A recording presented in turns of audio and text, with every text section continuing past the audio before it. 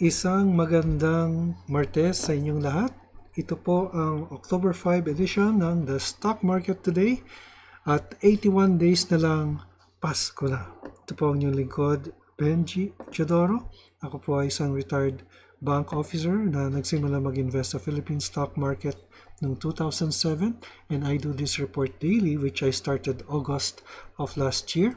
I also report the latest news on your favorite and most active stocks. If you like the content, I invite you to subscribe to my channel.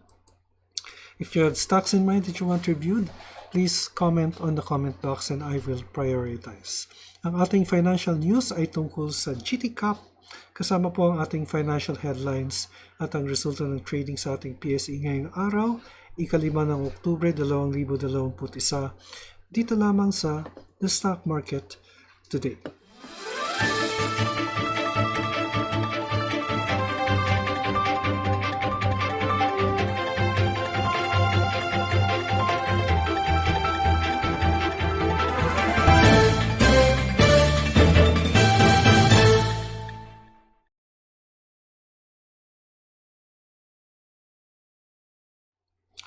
Okay po, let's start with our financial news, the headlines, and this is courtesy of BDO Securities.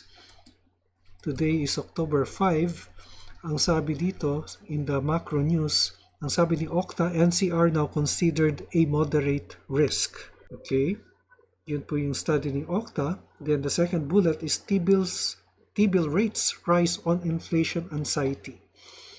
Yan, so tumaas po yung rates, yung 91-day benchmark, jumped 2.5 basis points to 1.085%. Pero mababa pa rin to, no? Alam niyo noong just before the EDSA revolution in 1986, T-bills went as high as 48%. Kasi po may crisis po noon just before the EDSA revolution. Bago po umalis si Marcos, mga January or February, before February 25, bago nasuspend ang trading dahil sa EDSA revolution, it was as high as 48%. Pero ngayon mababa ito compared to those times. No? Kaya po pagka nagkakaroon po ng problema like inflation or crisis, wag naman po sana mangyari, tumataas po ang rates dahil natatakot po ang market. In our sectoral and company news, GTCAP launches warranty service for second-hand cars. So this is our main news. And then Maynila receives approval for FCDA in fourth quarter 21, MWC differs. FCDA means foreign currency differential adjustment. Then BSP caps digital bank licenses at 6. So 6 na po yung digital banks, or 6 lang ang gagawing digital banks at least for up to the end of the year. Okay, so let's now go to our main news from the business world. GT Capital Unit offers warranty services for used cars. But I will be reading from the summary of BDO Securities. GTCAP disclosed yesterday that Premium Warranty Services Philippines has started commercial operations. PWSPI aims to provide warranty for used vehicles in the local market. PWSPI will offer on-demand service that certifies a vehicle's condition based on its engine, body, and other factors.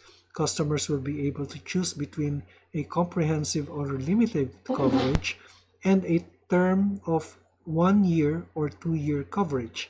PWSPI is a joint venture between GT Mobility Ventures and Premium Group, the largest warranty provider in Japan. GTMV is a partnership between GT Capital Auto Dealership Holdings, a wholly owned unit of GTCAP and Mitsui & Company Japan.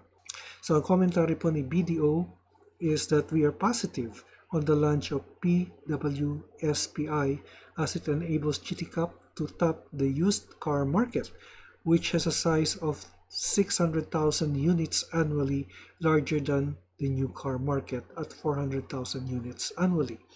We have a buy rating on GTCAP with a target price of 630. So at the target price of 630 ay meron po tayong 20% upside with a closing price of 525. This was yesterday, but we will be looking at GTCAP later on.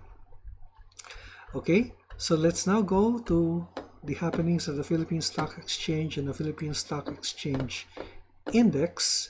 And tignan po natin kung ano nangyari. I think it's positive, ano? Yung nangyari today's Philippine Stock Exchange. So tignan po natin. Okay, the Philippine Stock Exchange Index gained for the second straight day by 20.35 points or 0.29% up to 6,981. So it's about 18 points away or 19 points away from the 7,000 level. So yung ating mga indicators are well under the candlestick, and it has been moving up since August, no? Middle of August, nag-start to move up yung ating index, August 16, ano? And it started moving up to now. It is our indicators is bullish with RSI at 58.60 or 58.69 or almost 59, which is a bullish number.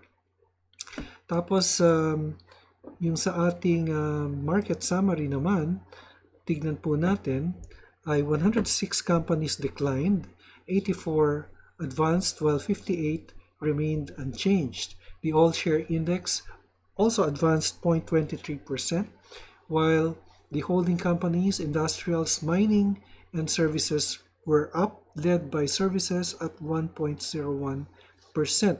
The financials and properties, however, declined. Ngayon po, on the market status, we will be reviewing the following. But before I do that, let me highlight here the comment of Mr. Music Money. Sabi niya, what's with the APVI, ang stock na hindi maintindihan kung bakit siya nandyan? Anong meron sa stock na ito? Actually, maraming salamat sa inyong tanong, ano? Pero, ang tanong ko naman is, bakit mo sinabi ito? Why are you singling out APVI? Is there something that you know that I don't know? Tanong lang po. Kasi po, whenever a company goes into the stock market, ang purpose po niyan is primarily to raise funds, and number two is to gauge the company's economic health through the stock market. Di po ba? The two main reasons. There are other reasons, but ito po yung pinaka-primary reason or basic reasons kung bakit nandun sila. Ngayon po, bakit nyo sinisingle out si APVI? Meron bang kayong nalalaman na hindi ko nalalaman? Tanong lang po. Now, I did a little research on APVI, and let me put that up first. Ang owners kasi ng APVI ay Robinson's Land. Yun pong owners niya. Ang bumubuo ng board of directors ni APVI is Lance Gokongwei, Patrick Go, Faraday D. Go, Corazon Anglay, Martin D. In other words, this is 100% owned by Robinson's Land. At kung titingnan po natin yung disclosure sa PSEI, ay tingnan natin yung company information. Ayan po, no? Ito pong summary. Yung last paragraph, Robinson's Retail pala ito. Sorry. Tingnan natin yung APVI. Okay, ang sabi niya dito sa last paragraph, prior to December 20, 2019, APVI was wholly owned subsidiary of Robinson's Land and an indirect subsidiary of JG Summit Holdings through RLC. On December 20, 2019, the company became a direct subsidiary of JGS by virtue of the property dividend distribution by RLC to the stockholders. This is not merely a speculative stock. Actually, But kung titingnan nyo yung ownership, it is under JGS actually. At yung mga officers po niyan ay mga officers din po ng RLC at JGS, ano? Sina Lance Gokongwei, yan po. Sina Frederick Go, yan po. Ang bumubuo po ng Altus Property Ventures. So, yan po ang aking sagot sa inyo. Pero naiintriga po ako sa tanong nyo ito. Parang meron kayong nalalaman na hindi ko nalalaman because you're singling out APVI. Okay po? So, baka pwede nyo pong i-share sa akin at malaman din natin kung yan ba ay dapat nating tingnan tungkol sa kumpanya dahil full disclosure po sila sa PSE. Okay po? Maraming pong salamat Mr. Music Money sa inyong tanong. Sana po ay nasagutan ko po ang inyong tanong. Pero titingnan po natin ang APVI. Balik po natin sa ating main. So tignan po natin si APVI pero technicals lang po ito, no? Then GTCAP, MWC, Ayala Corporation, MPI, MONDE, Converge, and RRHI. Actually, kung titingnan po natin yung index, ay talagang pataas po siya, no?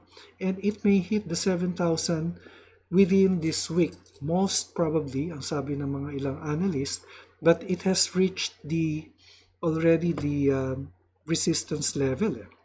Yan. Yan po yung resistance level niya. Ngayon, yung resistance level po niya is an area, no po? So, maaring 7,000 po yung kanyang pinaka-resistance at kung tumaas pa by more than 7,000 ay maaring dumediretso po ito pataas. So tignan po natin muna si APVI. And what I'll be doing here is that I'll be showing to you also the property index. Yan. Okay? Tignan natin si property. Okay, so let's put up our indicator here. Okay, kung titingnan po natin ang technicals ni APVI, bearish po siya, but it ended in the green candlestick today, no? Although our indicators are above the candlestick, and RSI is bearish at 42. So, yan po ang pababa po ang kanyang movement with support at tingnan natin yung support niya. Sa 1674 yung kanyang support. Whereas yung property index naman, ito po yung listing ng mga properties na kasama sa property index. Hindi po lahat kasama dyan, ano po. APVI is I think not in the property index. Pero ang pinaka-support po ay nandito po sa, well, in generally, pababa po siya. Pababa po yung property index. Nandyan po yung Ayala Land, RLC, yan, nandyan yung support. But pababa po generally yung ating candlestick, ano? And if we will compare that with RLC, pababa din siya, follows the property index also. But more volatile itong APVI, ano po? Yung JGS naman, yung mother company niya, ay pataas naman. But I think the right comparison here is the property index. Yan, pababa siya. Ito rin ay may bearish undertones itong APVI. Okay po? Sana po ay nasagutan ko ang inyong tanong, Mr. Music Money. Okay? After APVI ay GTCAP. Si GTCAP naman ay bearish din siya, no? At yung GTCAP naman is a holding company. So, tingnan natin yung holding firms. Compare natin siya. Yan. So, pataas yung holding firms, but bearish itong si GTCAP. Okay? So, in general, most of the holding firms are up, except GTCAP, which is bearish in nature. Tingnan nga natin, compare nga natin sa hindi.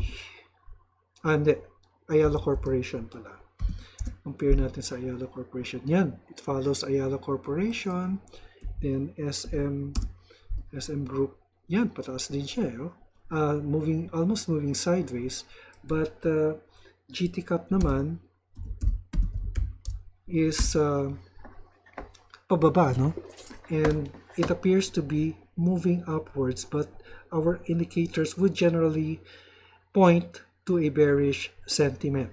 So, nasa 43 pa rin siya, and it should be moving upwards in the general direction of the holding firms. In the meantime, ang pinaka-support niya ay nandito po sa 513. And the resistance level, nandito po sa 568. Yan po, ito yung mga extremes, ano po, and short term lang po ito. Itong sinasabi ko pong support and resistance, these are not exact points, but these are areas. Okay? And then, tingnan naman natin si MWC. Ngayon, si MWC naman ay, wow, look at that. Si MWC ay nagkaroon ng breakout kahapon at today. Tingnan natin yung services. Yan, no? Pataas yung mga services. So, MWC is a service company. So, kasama po dyan yung telecoms, no? Services din po yung telecoms, eh. Yan, pataas siya, oh. So, tingnan natin dito yung full chart. Tingnan natin yung MWC. So, yan, no? So, it had a breakout and it pierced through the resistance level yesterday, actually here, yung 1870. And it continues to move upwards. And kung titignan natin, if we will be going further back, ay yung 1-week chart ay ito yung pinaka-resistance level po niya. Pero the next resistance after that would be at this level already, no? 2332. Ayan, no? Ito yung level na ito, eh. 2254 rather, yung next resistance level ni MWC, which continues to move up based on a 1-week chart. So, balik po natin sa 1 day. And this is a good sign, ano? Although, nagkaroon siya ng profit taking probably in the latter parts of the day.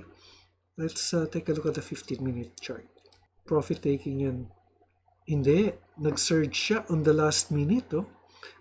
Siguro may foreign buy. Yeah, tama nga, may foreign buy. Nag-surge siya on the last minute. And then, it settled at nag-surge siya on the last minute, pero merong nagbenta, kaya bumagsak siya. So, pataas siya, eh. Constantly siya pataas, oh. Tapos dito nag-surge, tapos bagsak dito. No? Na meron nagbenta siguro. So, yun po yung MWC. And then, Ayala Corporation. Ngayon, si Ayala Corporation naman, ay balik natin po sa 1 day. Yan, it's moving upwards, 821, although nag-red candlestick today. But our indicator, since it's under the candlestick, it's bullish. So, yung resistance level niya, ay nandito mo po at resistance level. The next one would be here sa 833, yung next resistance level. Pero tingnan niyo po yung potential ng stock, ano po? Kasi noong December 2020, it reached as high as, actually, balik natin sa 1 week. Yan, it reached as high before than 2017. Ito yung high ni Ayala Corporation, 1,088. And then bumagsak siya noong pandemic. It went as low as 500 or 400. 510, no? Or 400, close at 493 from 1,000 plus here. Tingnan niyo po yung potential ng stock. And Ayala has been there since the Spanish time. Ito yung classic blue chip stock na nasa index. Ano po? So yan po ang aking prognosis sa Ayala Corporation. Let's take support at MO20 at 806 to 807. And then Metro Pacific. Metro Pacific is another holding company. Bearish si Metro Pacific. Pero ang sinasabi ko sa inyo, time to buy po dito, eh. Mag-aantay lang po tayo, no? So yung support niya nandito po. Actually, the other day, nakabili po ako. Chinempo ko po sa mababa. Nasa 360, 365 ko yata nabili. But potentially, yung stock, prognosis ni BDO Securities, ang MPI, ang fundamental na presyo niya ay nasa 660 or a 70, almost 80% upside. Mag-aantay lang po kayo. So it's good na meron na kayong investment ngayon na mababa ang presyo. Kaya tulad dito, no? Example lang po, nung pandemic, nung 2020, ay bumaba po yung stock as low as March. It went as low as 231. So nasa 370 po siya ngayon. Went as low as 231. And it went as high, 231. This was 2020, no? Then it went as high as 450, but it bumaba uli siya dito. Kaya lang undervalued po yung stock na ito. Kaya po, kung meron po kayong extra cash, I would recommend that you buy. But do it at your own risk. Ano po? Metro Pacific po is a good stock naman. If you just have extra cash, good to invest in this stock na nakikita ko na in the future, tataas siya. Okay po. And then, MONDE. Si MONDE naman is, bullish din siya. And just right under the candlestick, yung ating mga indicators, although nagkaroon siya ng profit taking dito, ay it's holding support at the EMA20, 18.57. Yun po yung MONDE. The resistance is somewhere here at this level. Nasa 1971. So it continues to move up with RSI at 54. But nagkaroon siya ng down today. Pero in general, the stock is moving upwards. And then Converge. Okay, so Converge naman. Okay, what can I say with this stock? It is a bullish stock. And kung makikita nyo po yung ating mga indicators, it's a perfect upward trend with a nice line up. Ano? Ito yung bullish setup. Na ang pinakamalapit sa candlestick is the short term, followed by the medium, and followed by the long term 100-day EMA. So, pataas pa rin po siya, and the RSI is overbought at 87, but if you'll take a look at the directional movement index, there is a definite trend at 64. Actually po, 30 pataas po, may definite trend na po yan. So it doesn't really matter if the stock is overbought. As long as the DMI is above 30, there is a definite trend. And most likely, the stock will continue to move up even though the stock is overbought. So that's my prognosis for Converge. Then finally, we have RRHI. Now, si RRHI naman, yan, breakout din siya. Tanyo, si RRHI nag-breakout. It's even higher than the previous high here in July, no? And kung titingnan po natin yung fundamentals ni RRHI, Robinson's retail holdings, ang target price ni BDO Securities is 70 pesos. Yan po, ang target price po niya, nasa 58. So yung upside niya is based on yesterday's prices ay 26%. Kaya po kung nakabili po kayo at mga 49.50 kasi mga 2 weeks ago, nandyan po yan Nasa 49, no? 49.30, 48, nag-48 pa. Anyway, kung nakabili kayo dyan, well, congratulations.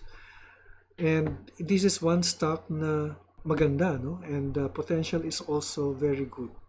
No? So, balik natin po dito sa ating indicator. Yan po. No? So, na-reach na po niya yung kanyang resistance level. But, the next, if it breaks that, then, ang tinitingnan pong next resistance would be somewhere here at 62.30. 62 pesos. Yung next resistance po niya na pwede nating tingnan. Okay, so that's our report for the stock market, October 5, 2021. Ito po si Benji Chidoro, nagpapaalala, mag-ingat sa COVID, mag-ingat sa scam, and investment in knowledge pays the best interest. Maraming salamat sa inyong pagtangkilik hanggang sa muli. God bless and bye for now.